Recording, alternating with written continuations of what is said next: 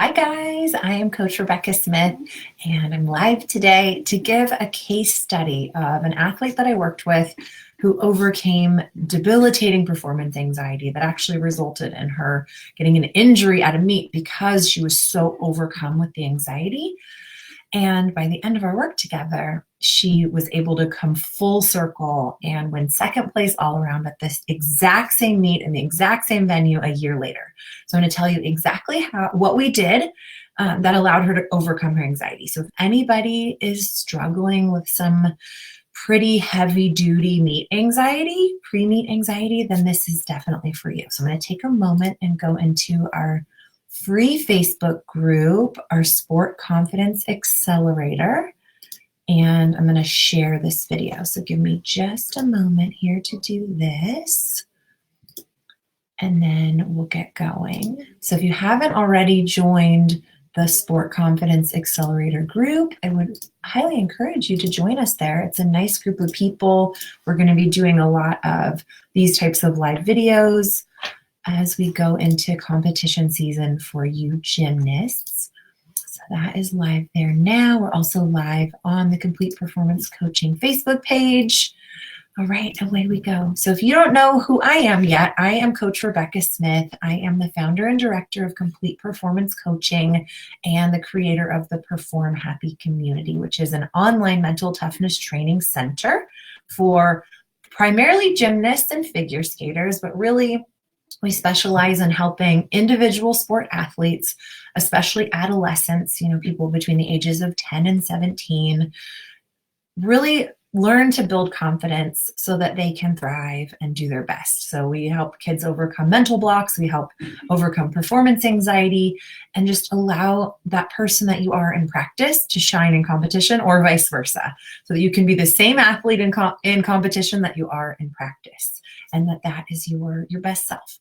So I'm going to tell you all about a girl that I'm going to call Hannah. That's not her real name, and I'm changing some details just because I always make sure that it's a priority to me that my work with one-on-one athletes and even athletes in the Perform Happy community have confidentiality. So I would never take your story and broadcast it to the Facebook universe. So for that reason, I've changed her name and some details, but for the most part, what we're talking about today is a real true story. And it's exactly how I walked her through her performance anxiety and allowed her to come out the other side. So since I'm live today, if you are live on Facebook with me, you can type in questions, comments, if you can relate, let me know that I'm not alone out here. Of course, if you're catching this on the replay or on the podcast, hello to you as well.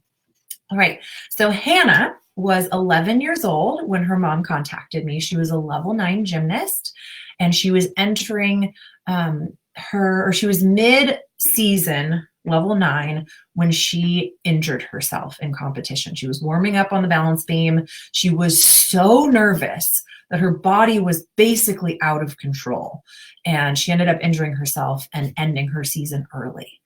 So mom reached out to me and said, we got to get this under control. She is so talented. She is dying to get a college scholarship. She's physically capable, an 11-year-old in level 9. I think when I was 11, I was like a level 4. So she was on track to reach her big dream, but her anxiety and her nerves were about to put the brakes on that dream. So they reached out to me. And I chatted with them. I always do a free 20-minute consultation where we figure out, does this feel like a good fit? And then I sort of plan out how am I gonna approach this? And so here's what we did. We decided on 6 sessions. So we would work together for 6 sessions and then decide after that, if more work was necessary or if that would solve it. And we started with her worries. This girl was so worried. She was worried about all kinds of things. For example, it was just what ifs. What could go wrong? What if this? What if I fall? What if I miss my feet? What if my hand slip? What if I disappoint my coaches? And then she was also terrified that she was going to have to repeat level 9 again because it might affect her college scholarship opportunities. She knew that her coaches had very high expectations. What if I let my coaches down? If I make a mistake, then people will be mad at me. She really believed that people will be mad if I make a mistake. I have to do well. She had all these shoulds and I need to be perfect. I should be better than I am. She was very committed. She was driven. She was focused. She was the kind of kid that anybody would love to coach. She was, she just wanted to please. But it resulted in a lot of tears, a lot of negative emotions, because she was completely driven by these outcome goals and this massive amount of pressure. And she really believed that if she didn't do well, she was not okay. And her social acceptance and her self-esteem were completely wrapped up in her performance. And she believed that if she didn't do well, she was not okay. And then she also had this sort of, well, this is terrifying. I hate to compete. This is not fun, but I have to. I have no choice. And that was what was driving her. So she's a good kid, amazing sweetie pie girl that anybody would love to have on their team. But she was sort of, self-destructing because of the amount that she cared. So this is how we approached it. Let me see, I have my little titles I can put up here. The first thing that we did, and the first thing I do with many athletes, is neutralizing negativity. So this is an exercise that I have within the online trainings in our Overcoming Fear course in Perform Happy. It's also in the exercises section, because this is one of my sort of most important exercises. So if you're going to do any exercise that's going to help you compete better, this is the one to do. So you take out a piece of paper and you draw 2 columns, and then you start with a big old list of your negative thoughts. So I asked Hannah, if you're in competition, you're warming up for balance beam, write down the whole list of every possible thought that might come up, that might cross your mind. So it was a lot of what ifs. It was a lot of other people being mad. And we took each thought and we examined it. And then what we do, the reason I call it neutralizing, is because we're not trying to go from, I'm so scared, what if, oh no, I'm going to mess up, this is going to be horrible, this totally negative perspective on it. We're not going to try to flip it and go, I'm going to be amazing, I'm the best gymnast ever, because these are smart kids. They're going to go, that's not actually true, which then further compounds the tendency to go negative. So instead, we're just trying to go from negative into neutral. So I like to ask, what are the facts? What are the facts about you competing on beam that are not negative? Okay, and she had a hard time coming up with what facts. And I like facts because you can't argue with them. But she said, I'm consistent in practice. Great. So we wrote that down in the other column. And she had this big fear, if I make a mistake in a meet, then I'm going to have to do so many more in practice. And so we decided, okay, well, what are the facts about that are not negative? Well, if I do more in practice, I'll be more consistent. I'll be better in meets. So we wrote that down. And then we talked about, the idea that your parents are going to be mad at you. What are the facts about your parents? She's like, well, they do love me. And I asked her, let's say you fell 27 times at this meet that's coming up. You fell multiple times on all 4 events. You were just like the worst you could possibly be. How would your parents react? Would they let you come home, or would they just leave you there? Would they feed you dinner? Would your friends still love you? Would your coaches still care? Would you get kicked off the team? And she was like, no, of course they would let me come home and they'd feed me and they wouldn't kick me off the team. And so just to look at that and go, okay, so even if you do the worst possible performance, that's worse than any day you've ever had, people will still love you and you'll still be accepted. You'll still have a roof over your head. You'll still have a team. You'll still have friends. So it's important to look at the facts. Yes, my parents will still love me no matter what. Yeah, there might be a chat to have, but for you parents who are listening, I always say, after that 27 fall meet, you go out and you get ice cream because she showed up. You celebrate every competition. Now, I was a not so good soccer player when I was younger. And my little brother was kind of better at everything. He was a level 10 gymnast. He was the kid who scored all the soccer goals. And then there was me. I was like the defense. And all I did was knock girls over, but I never scored any points. And so my mom had this, we're going to get ice cream if you score a goal. So Andy always got ice cream, and I not once did I get ice cream after a soccer game. And then guess what? I fell out of love with soccer, even though I was a really good defender. So sometimes the things that we do to encourage people, like, oh yeah, well, if you hit all 4 events, we'll get you a cat. Or if you do this, then we'll do that. it might seem like it's motivating, but in a way it's just creating pressure and making you feel like I'm only good if I do exactly right, if I don't make any mistakes. I'm only good if I get a certain outcome. So it's good to look through the facts on those negative thoughts. What's actually true? And then parents, side note, go get ice cream for the kid who didn't score any points. For the kid who fell 3 times. Get ice cream because you showed up and that's hard work. Don't just put all the emphasis on outcome, or you're actually compounding the negative thinking and the pressure. So other ways that I like to deal with negativity. So of course, this exercise, it takes some time, but you go through each of those negative thoughts, you come up with the facts, and then you essentially get rid of the negativity and you keep that list of neutral thoughts and you keep it in front of you where you can see it. You hang it on, I like to hang it in my bathroom. So every time I brush my teeth, I'm reading through those thoughts that I want to reinforce, because the negative thoughts are already on loop. They are built into your brain. So what you want to do is start building new thoughts into your brain that you can't argue with, that are not negative, that take that feeling out of your body. When you think, if I make a mistake, my parents will be mad, it creates tension, it creates butterflies. Some people, it even creates nausea, it zaps your energy. And then you get up to do a routine and you're like, I feel horrible.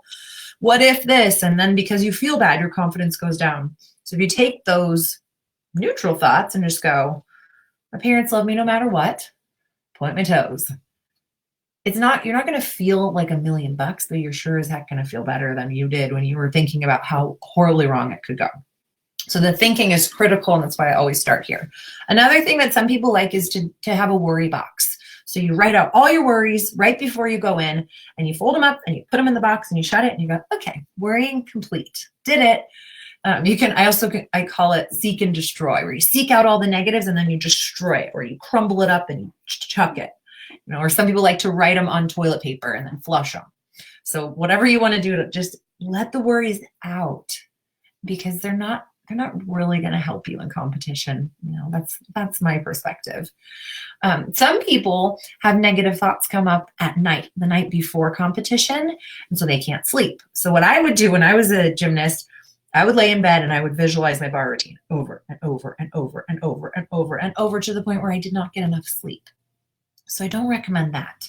What I recommend instead is to come up with some positive oasis places that you can go. What I mean by that is I did this in the live group training on Perform Happy, I think a couple weeks ago with a big group of gymnasts. I had everybody draw 4 doors on a piece of paper. So you draw your 4 doors, and then on each one, you write or draw something that brings you happiness, joy, and or peace. And so, I have being on a date with my husband, or snuggling with my kids, or petting my kitty cat, or going on vacation. So those are my 4 doors. And you might have a pet, or a special place, or a special person, or a joke, or a song, but something that brings you joy. And when you're laying in bed going, oh my gosh, the meet's tomorrow, I hope I do okay, what about my bars? You go, okay, I'm going to pick a different door. It's almost like you're choosing to walk through the door of what if. And so you're going to close that door and open up the kitty cat door. Be like, oh, I love my kitty cat. And that allows your body to feel better, which allows you to relax and allows you to sleep. This is also useful when you are in the car on the way there and you're freaking out, or when you're getting ready to compete and you're just completely overthinking. If you take a moment and go, oh, remember that vacation where I went to my grandparents' house and we were tumbling down the beach? It was so fun. It allows your body to relax enough to get the good stuff to happen again. Okay, so this is something that I did with Hannah. I helped her, we neutralized her negativity. We came up with a worry box. We have her 4 doors, so she knew she had different options of where she should go. 4 different options of where she could go when her mind was just spinning out. And then she was really sensitive to other people's negativity as well. So we came up with a system for gratitude. If people were being really negative, she had a couple of coaches that were really intense. She would think of 5 things that she was grateful for. So if they were like, you fell, go climb the rope, then she would have a gratitude rope climb. I'm grateful for my family. I'm grateful for my body. I'm grateful for my mind. I'm grateful for that I had breakfast this morning. And so those rope climbs became a positive experience. So that was the first thing that we did. And that's what I always do first with with somebody who's dealing with negativity, is we start there, because the way your thoughts are going affects absolutely everything else. The next thing that we did was we reflected and reviewed her previous competition experience. So we looked back over good meets and bad meets, and we visualized back into them. So we actually went back in and remembered the best meets. And what we figured out was that her good meets, she went step by step. She was one skill at a time, one event at a time. She was pretty much present. She wasn't worried. She was confident. She had no expectations. She went in kind of feeling like, hey, what happens, happens. She had positive distractions. That's sort of like the 4 doors, or talking with a friend. She had a friend who was really funny and didn't get stressed. And she was sort of her meet buddy, because that they could laugh, they could be distracted by things that were not stressful. And then she was getting in her body by breathing, and she just went out there intending to compete like she practiced. So looking back, going, okay, let's talk about the good meets. What did you do? We figured out this was the pattern. When she wasn't worried, she didn't have expectations, she breathed, she wasn't in her head, she was more in her body and in the moment. She did really well. Then we went back and we reviewed the not so good meets. In the not so good meets, she was second guessing herself. She had high expectations. She maybe had a stressful practice the week before and she wasn't confident. So we looked back at that and went, all right, the high expectations is a strategy that's not working for you. Stressful practice, what's within your control to bring down the stress? Maybe you bring in more gratitude. Maybe you address your thinking. Maybe you're doing more communicating with your coaches. And then we also learn how to build your confidence. So if you are feeling not so confident, what do you focus on that's going to be more useful? So that process is really important. I think with anybody that I work with one-on-one, or any of the CPC coaches work with one-on-one, is going back and learning from what's already working. There's this preconception that you're supposed to come up with all this new stuff that will get you in the zone.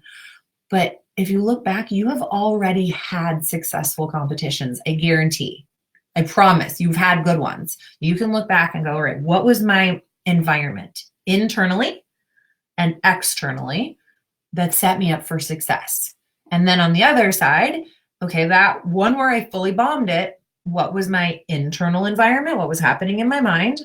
And what was my external environment? What was I aware of? What was happening? What was the vibe of my coach or my teammates? And how was I reacting to that? And from that process alone, you can get some amazingly valuable, probably very simple answers to what should I do in competition to feel less nervous. Do what you've already done when you didn't feel nervous. Okay, then we moved on and figured out some strategies for dealing with her anxiety. And I have a whole course in Perform Happy called Anxiety to Confidence, which is based on this process that I did with her. Not specifically her, but the same process that I do with all of my athletes who come to me wanting to get out of their anxiety. One exercise I have is called Hot Spots. And this is where we will actually go back and imagine a memory of being incredibly anxious. This is not a fun one. And I'm always like, I promise I won't leave you there long, but we got to go there so that we can learn how to get out of it. So we go back in and we experience the exact feeling of what was happening on beam before you got hurt, when you were so anxious. And she went back in, and what I have them do is, instead of going, I don't want to feel this way, I don't want to feel this way, oh gosh, this isn't good, which is what typical human reaction is to feeling panicked like that. We usually want it to stop, make it stop, make it stop. So then your mind is going nuts, your body's getting even more tense, and it actually intensifies the anxiety. So our natural reaction typically makes it worse. So what I want athletes to learn to do is to actually go inside. Like, wow, this feels really uncomfortable. And then I'll talk them through it and go, okay, where do you feel it in your body? And sometimes they feel it in their shoulder blades. Sometimes it's in their knuckles. Sometimes it's in their shins or their thighs or their calves or their stomach or their chest or their throat. Wherever that anxiety is, it's usually pretty intense. Like that's their hot spot in the moment. And when they take the time to stop resisting and go, oh, there you are, anxiety. Okay, I see you there. I actually named mine Rhonda. It shows up in my throat. And so I'm like, hey, Rhonda, what's going on? Instead of being like, oh no, oh no, oh no. I'm like, hey girl, how you doing? Haven't seen you in a while. And then breathe into it and just let it be. And you're not trying to make it go away. That's the interesting thing with this exercise. You're just hanging out with it. You're curious. Like, what does this feel like? Oh, it feels kind of heavy or pointy or spiky or round or blobby or heavy. You just check in and go, what does it feel like? Oh, interesting. Okay. Yep, it's like a purple and pink lava lamp going up and down in my chest or whatever it is. And what happens is when they just accept, oh, this is happening, this is uncomfortable, it starts to lift and it starts to go away. And it's something I've noticed about Rhonda is the more that I've been willing to hang out with her, the less she shows up. The more I stop resisting it, the less she needs to tell me what's going on. And this is my take on why this happens. Our brains are sending us a message. Not safe, not safe. There's a threat. Watch out. Be aware. Your brain is telling you something. That's why your body is reacting. It's a message from your brain that you might not be safe. And then when you stop and you breathe and you tune in, it's almost like you're going, what's that, brain? I'm listening. Okay. Yeah, I'm listening. I'm here. Yeah, okay. And then your brain goes, got it? Okay. You good? And you're like, yeah, I'm good. And then your brain can stop sending that message because it's been received. And another way I look at it is it's like emotions in general are like a soda bottle, like a plastic soda bottle. So if you shake it up, you open it, it explodes. But let's say it's all shaken up because you're in a sort of tense situation. And you take a moment to let some of the fizz out. So you crack it a little and it goes, tss, and then you close it. And you go, tss, let a little out, tss, let a little out until you can open it and it won't explode. That's what's going on here is if you have a lot of anxiety that you have been like, don't feel it, pushing it down, can't be anxious, don't want to feel it. You're basically like filling yourself up with this carbonation that when you open it, it will explode. And if you get in the habit of feeling it in little bits, you're actually letting that anxiety process and leave your body, which gives you freedom from it. And then when you're not afraid of feeling anxious, it doesn't compound, it comes, you deal with it, and it goes. So other ways to deal with, and I go through that whole exercise in Anxiety to Confidence and Perform Happy. And then breathing techniques. Amazing. It's amazing what breathing can do because it's just like your brain sends messages through your body. You can send messages back to your brain through your body. And when you relax and you breathe, your brain goes, oh, it must be a false alarm. Because if you were face to face with a tiger, would you stop? Slow down your breathing, plant your feet on the ground. No, you would run. You'd freak out, tense up, and run. So if you're not freaking out, tensing up, and running, your brain is going to get the message that everything's okay, and it's going to drop that alert system. Other ways to deal with anxiety, talking with your teammates. I already talked about this one with Hannah. She had her designated chatting buddy. And then also she knew that she could do really well at about half nervous. So I asked her on a scale of 1 to 10 for nervous. If 10 is the most anxious, nervous you could possibly be, and 1 was completely relaxed, what number is the highest you can go and still be successful? So we had already looked back on her successful competitions, and we decided that she actually did best when she was at a 4 or 5. So that's pretty nervous. And just the freedom of knowing 5 out of 10 nervous is my sweet spot.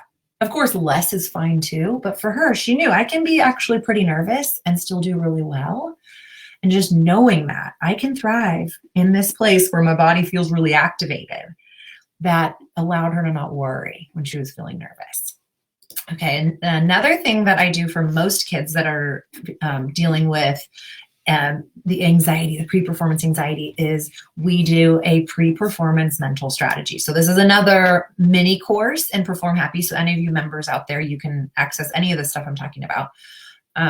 And what she came up with was that an hour before leaving the house or the hotel, she just wanted to be left alone. She had her headphones in, she would watch something, she'd listen to a podcast. She figured out that her parents stress her out. And you guys, the way that we came up with her routine is, again, going back through previous successes and figuring out what works, what was already working. That's the cool thing about this. I'm not going to try to convince you to do a bunch of weird stuff. You're going to do the stuff that already works for you. And then I also teach you different techniques that can work really well for you too. So she figured out her parents stress her out, and she decided that she would like them to stay away from her while she was getting ready. So she had her own little thing. She talked to her parents and was like, love you, but I really don't want to hang out before a meet. So, and then 10 minutes before, she'd go to the bathroom. She'd make sure she was ready. She would do some breathing. She would calm down and just stay tuned into her breathing as much as possible in that sort of ramp up to competition. And she knew that overthinking was not useful, that there was nothing new that she was going to need to think or remember or learn that wasn't already stored in her muscle memory. So instead of thinking, oh gosh, I wonder what event we start on, I wonder what, and she would just breathe, be present, and going, you know what, no matter what event I start on, I'm going to be fine. And she also, if she was getting a little, the coaches, and she'd remember, my coaches have been doing this a long time. They know what they're doing. They believe in me. And then if she, had all these what ifs, she could go back to her column that she created when we were neutralizing negativity and go, they love me no matter what. I'm going to be fine. Point my toes. And she knew exactly what to think that would allow her to go into neutral. So she had this whole routine, and routines are really great because they allow you to make less decisions. So she knew what she wanted to eat. She knew what she needed to do with her time. She knew what to do with her mind. So there was no, should I do this? Should I do that? Should I eat this? Oh, I don't feel hungry. She just knew this is what I do, like a pre-flight checklist. Check, check, check. Okay. And then she'd feel 4 or 5 nervous out of 10, and she'd go, okay, this is exactly the way I should feel. And then another exercise that I did with her that is a fun one that actually inspired a whole 7-day challenge in the community is, it's called the Superhero Confidence Challenge. I had her come up with what I call her alter ego. And so what we did was we talked through all of the qualities of her on her best day. What's good about you? What do other people see in you? What can you, if you showed up without any of your fear, without any of your worry, without any of the negativity, and you were just the best possible version of you, tell me all about her. And so we wrote it down. Who's this Super Hannah character? And she told me, well, my parents think this, and my coaches think this, and my teammates think this, and we have this beautiful list of all the most awesome qualities that she had. And then we looked at it and I was like, okay, I'm going to ask you each one. Are you this? Yes or no? Are you this? Yes or no? And we went down the list and she was like, oh yeah, yes, yes, yes, yes, yes. And I read that and she's like, whoa, I guess I am all those things. And so what we did was we found all the good stuff that was already in her and allowed her to see that was already in her. And then we went back in and we came up with her super villain. And that's when all the fear is there and the negativity and sort of the dark side. When she comes out, we gave her a different name, a sinister name. And then we talked through, are you this? She's like, well, not really. I have been, I could be. And so we decided, all right, well, when she comes out, we're going to go, oh, no, thank you. We don't need you today. And we're going to pull out Super Hannah. And we're going to let her take over. And just having that visual of going, I am Super Hannah and I have access to her at any time, that brought out this confidence in her because it was really her at her core without all the extra gunk on top. So that's a fun one. So any of you members who have not done the Superhero Confidence Challenge, it's a fun one and I totally recommend it. And then the final thing that I do with most upper level athletes who have got the skill level. They have the ability physically. They've worked it, they've trained it, they have done the preparation that would allow them to trust their muscle memory. I teach them how to trust it. So there's it's sort of the advanced level course in Perform Happy is called Automatic Self-Trust. And there's these 3 parts that we work through: concentration, making sure you're focusing on only what's important in the moment; confidence, so that's how you talk to yourself, how you coach yourself, how you imagine things going. And then the last one is composure, which really ties into that pre-performance mental strategy, that you are completely trusting. You're calm, you're confident, and you're prepared. And so we went through this process. This was a 6-session process that we went through. And then she also joined in for the live group trainings in Perform Happy, which is such an amazing reinforcer for these skills that you learn one-on-one. And then I got a note from her mom a few months later, and she said, "Just wanted to say thank you again for all you've done for Hannah. You've given her the tools to deal with her anxiety and help her compete successfully. This weekend, she was able to overcome her anxiety and compete in the same venue that 1 year ago was the place that she got hurt. Not only did she compete, but she had a great meet and was second all around. I'm sure our paths will cross in the future. We will continue to have you help her on occasion as she continues her journey in gymnastics. I can't thank you enough. I've recommended you and your podcast to everyone I think can benefit." So it fills me up when I get to watch in such a short time this 11, 12-year-old girl completely blossom and be able to navigate fear and anxiety, to understand this is normal, this is part of the deal, and to trust her training and trust herself. Ooh, it just lights me up. So anybody who is feeling like anxiety is just killing the fun, there's really pretty simple processes that you can go through that will give you your confidence back. So that's Hannah's story. Stay tuned. I will be back next Friday at noon to give you more good stuff that will help you have this season be the best competition season yet. If you have questions or you want to reach out, you can always find me, Rebecca, at performhappy.com. And be sure to get on our private Facebook group called Sport Confidence Accelerator. We would love to have you. I'll see you soon. Bye.